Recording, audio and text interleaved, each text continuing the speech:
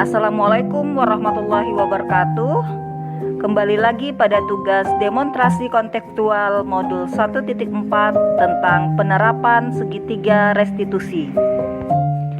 Saya Emi Yuliani, calon guru penggerak angkatan 7 dari SD Negeri 18 Pontianak Barat, Kota Pontianak, Kalimantan Barat, didampingi oleh fasilitator Bapak Muhammad Anwaruddin dan pengajar praktik Ibu Masbupah Umu Kori.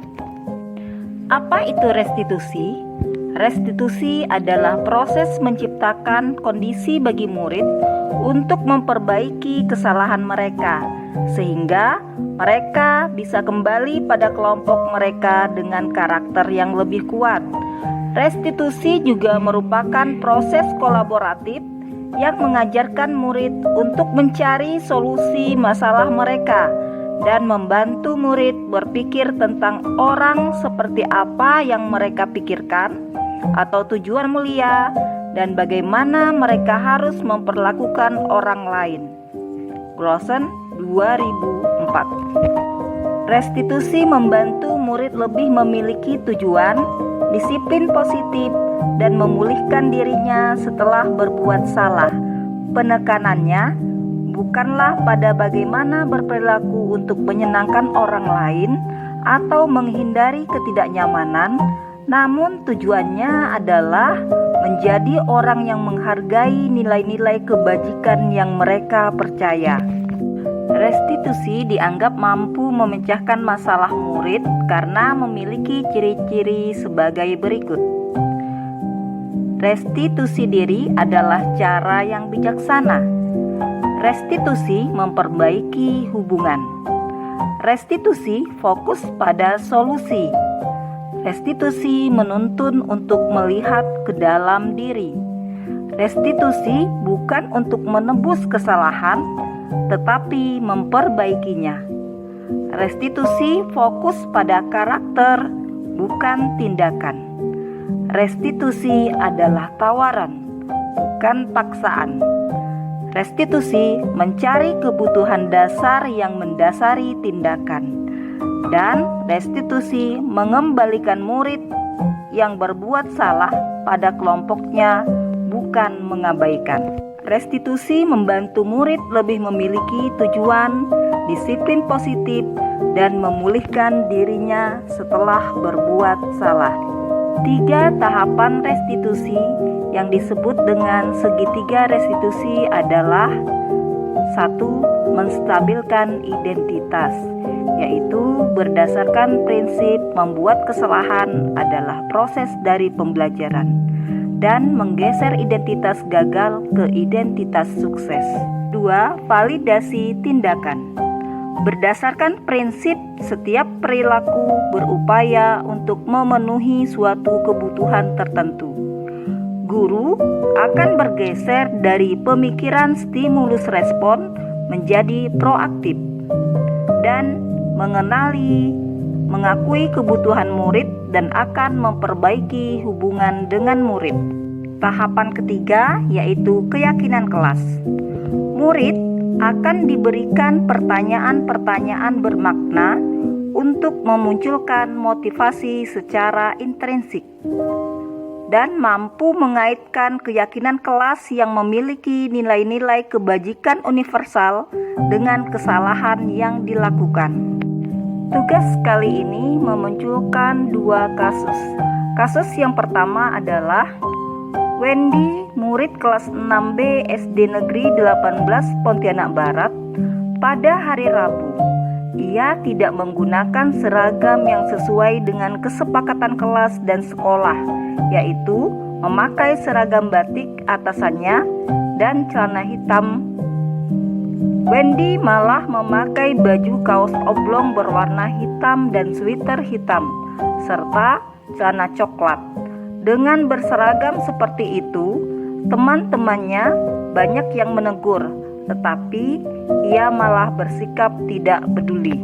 Ketika berbaris di depan kelas, Bu Emi sebagai wali kelas dapat langsung melihat apa yang Wendy pakai tidak sesuai dengan kesepakatan kelas dan sekolah yang disepakati. Sehingga hari itu ia memakai seragam yang berbeda dari temannya. Tetapi Bu Emi tidak langsung menegur saat itu juga. Bu Emi memanggil Wendy ke kantor dengan suasana tidak ada guru lain. Berikut ini ditampilkan skenario kasus 1.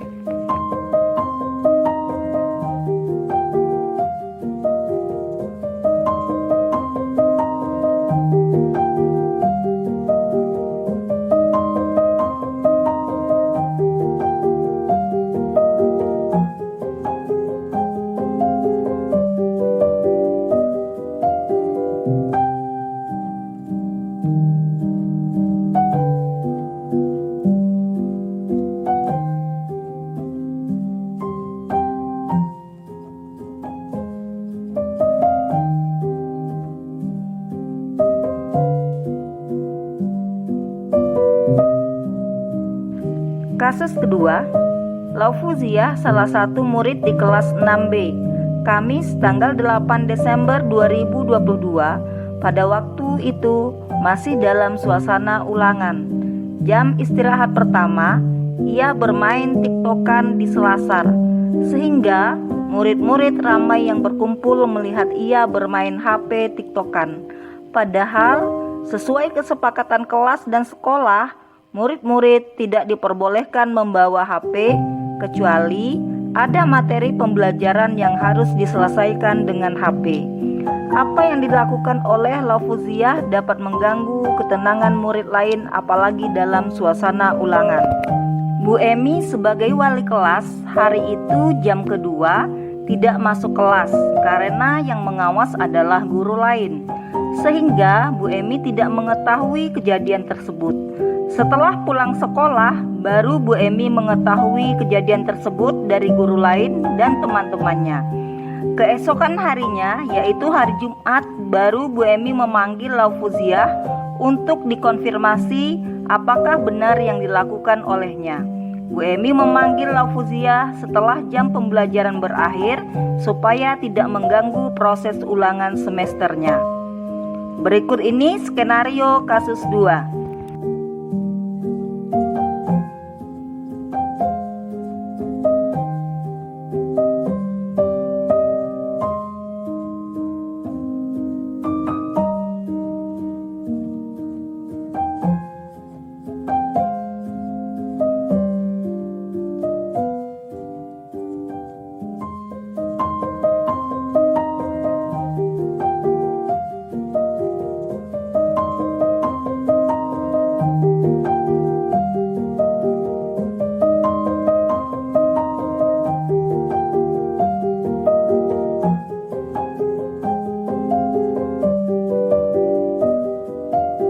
Berikut ini ditampilkan sebuah video penerapan restitusi salah satu kasus berdasarkan skenario yang telah dibuat.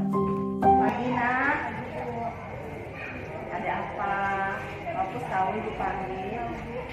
Nah kemarin ibu mendengar dari wali kelas yang lain, Laukus bermain HP tiktokan di selasar ya nak ya.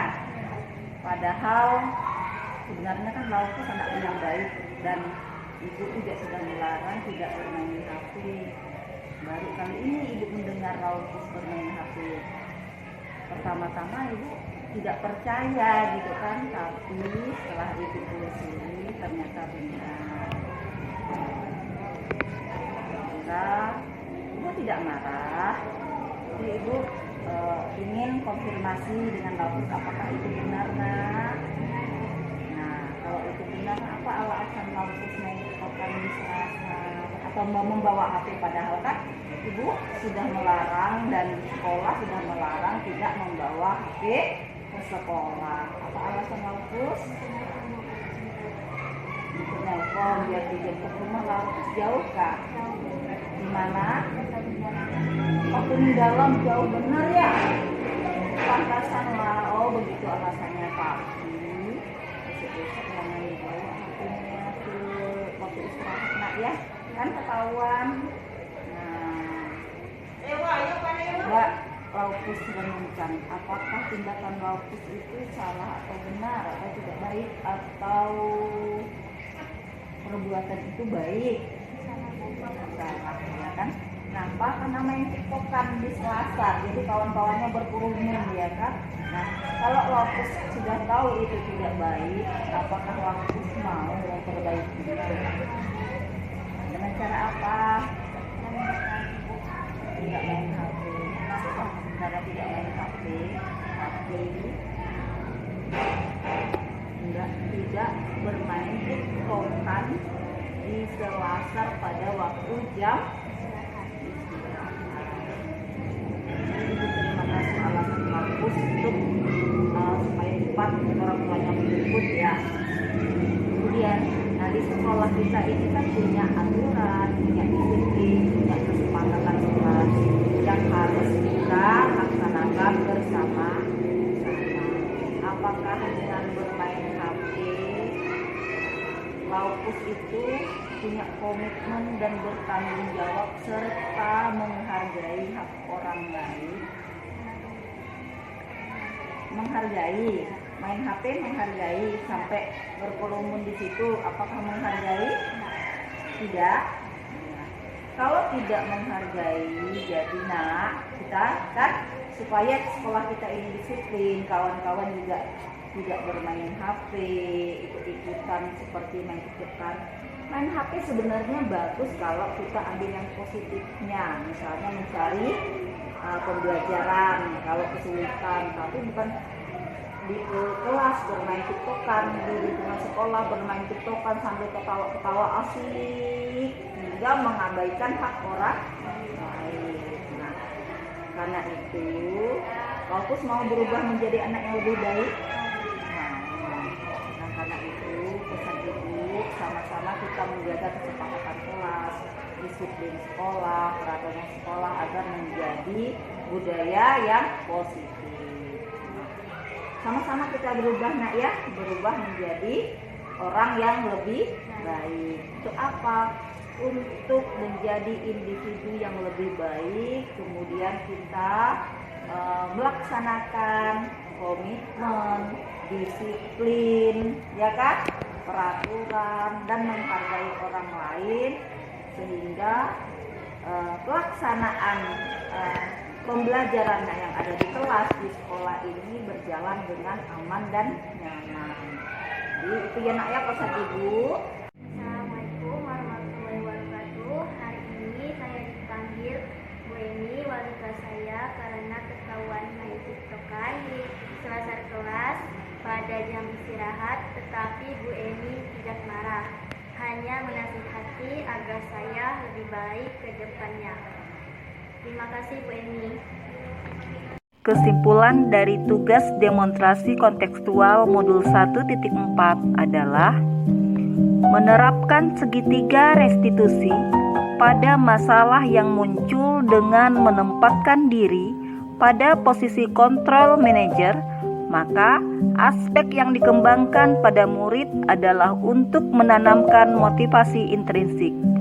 Penanaman nilai-nilai kebajikan dapat tumbuh dan berkembang menjadi suatu kebiasaan positif dan membentuk karakter positif murid, sehingga pada akhirnya tercipta budaya positif dan berkarakter profil pelajar Pancasila. Sekian pembahasan tugas demonstrasi kontekstual modul 1.4. Saya akhiri. Wassalamualaikum warahmatullahi wabarakatuh. Terima kasih.